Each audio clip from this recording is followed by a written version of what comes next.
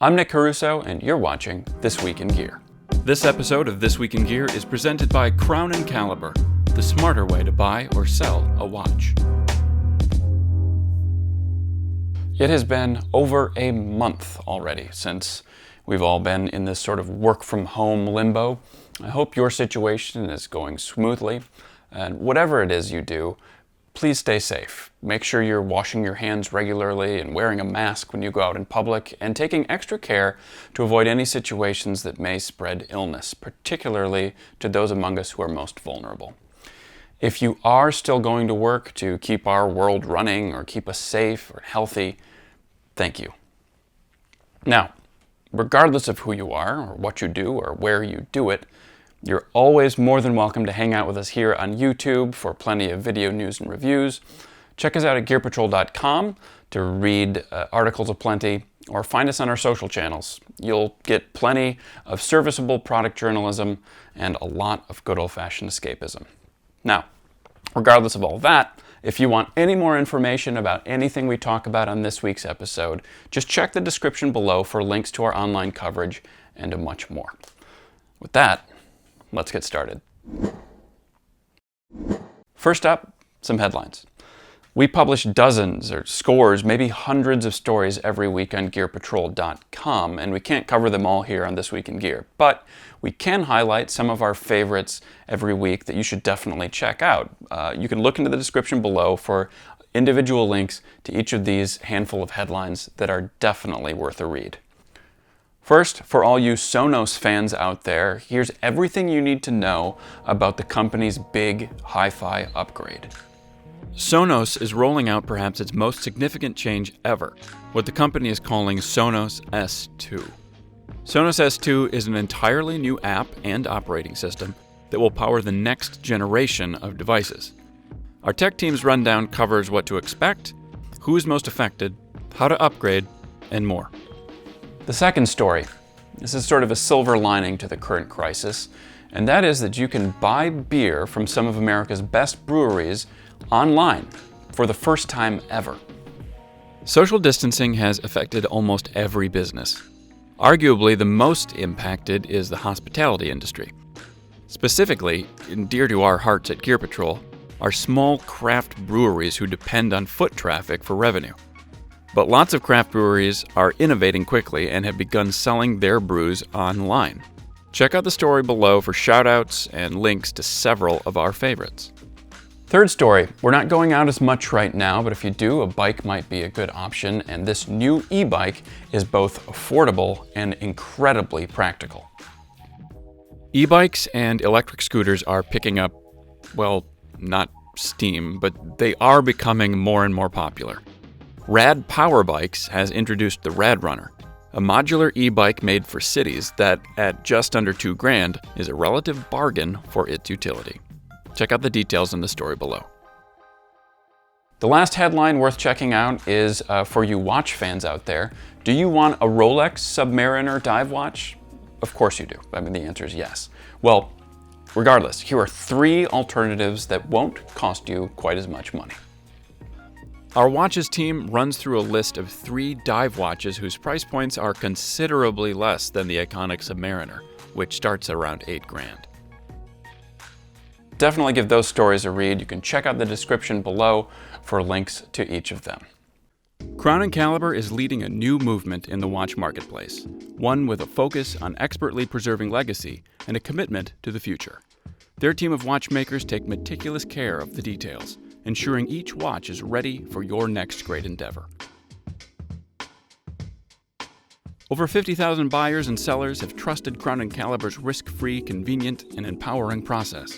Find your next modern classic at crownandcaliber.com, the smarter way to buy or sell a watch.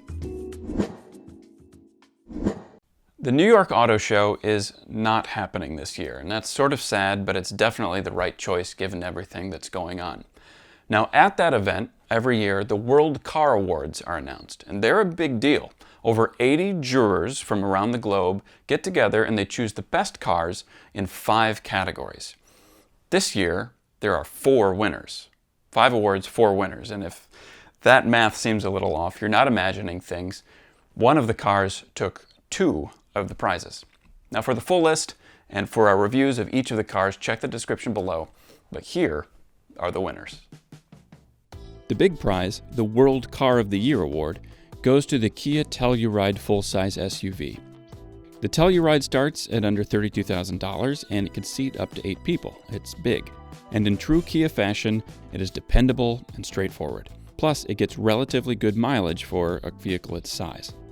Our staff writer Tyler Duffy says it's a resolute and comfortable family cruiser, one that makes that everyday parenting grind feel that little bit less grinding. The all-electric Porsche Taycan sedan takes home 2 prizes, World Luxury Car and World Performance Car, and it's easy to see why. It's a sleek car, it starts at $104,000, and its electric motors can make up to 750 horsepower. Its top-end range is a hair over 200 miles officially, and it's very high-tech even by electric car standards. Porsche says its batteries also, quote, store goosebumps, whatever that means. Contributor Sean Evans says the 2020 Porsche Taycan Turbo S is vicious. It's easy to shoehorn bombastic and hyperbolic adjectives into car reviews, and yet, after activating the Taycan's launch control, the resulting takeoff can be described by no other term but vicious. The World Urban Car Award goes to yet another Kia, the Soul electric vehicle. Now, if you're counting, electric cars make up half the winners this year, as do Kias. That's pretty impressive. The Soul EV starts at $34,000, and contributor Lawrence Ulrich says, the Kia Soul has served as a masterclass in how to create an affordable, versatile, yet distinctive small car, a class that Detroit automakers especially seem to have slept through. And no doubt the EV version of the Soul takes that formula and amplifies it into a zero-emissions city runabout. Lastly, the World Car Design of the Year award goes to the Mazda 3 hatchback. The 3 hatchback starts at $21,500. It gets great mileage and, as you might expect, it is a very pretty car.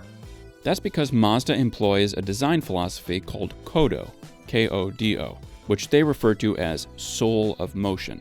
Basically, instead of thinking about a car as a block of plastic and metal, Mazda designers approach design as though cars are living things. Our deputy photography editor Henry Phillips reviewed the car last year and described the 3 as a beautiful mixture of flowing lines and sharp, decisive cuts. A thread of minimalism runs through the car inside and out, from the lack of ornamentation to the pared-back interior. It's a car that, like Volvo, seems to announce to the world, I could have bought something else, but I didn't, for very specific reasons. And there you have it, the 4 best cars in the world, or the 5 best cars in the world, depending on how you count it. What do you think? Do you have an opinion on any of these? Do you own any of these cars? Have you driven them? Might you be owning one soon? Sound off in the comments below. We definitely want to hear what you think. Before we go, I'm going to turn it over to Meg Lappy to give you a rundown of what we're doing on Instagram next week. It's a full schedule, and if you're not following us and you don't check us out, you're missing out on a lot. Check it out.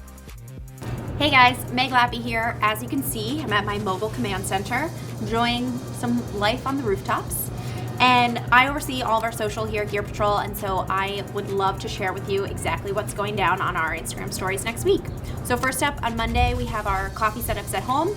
This time it's with deputy photo editor Henry Phillips. Tune in for that on Monday. Tuesday, we have What's at Our Desks, now work from home edition, and this one will be with staff writer Gerald Ortiz. Very excited about that. Wednesday, we're bringing you more watches. So all of the submitted watches that you sent in our way the other week, we will be sharing 5 more of those. So very excited to share those with you guys.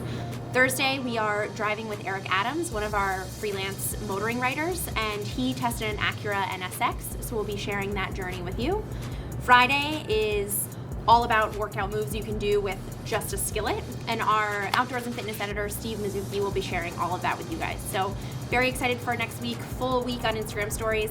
If there's anything you ever want to see, feel free to direct message us. We will be keeping an eye out for that all next week. So thanks for tuning in. See you on Instagram. Well, that's it for this episode of This Week in Gear. Thank you for watching. We're sending all our best from our homes to yours.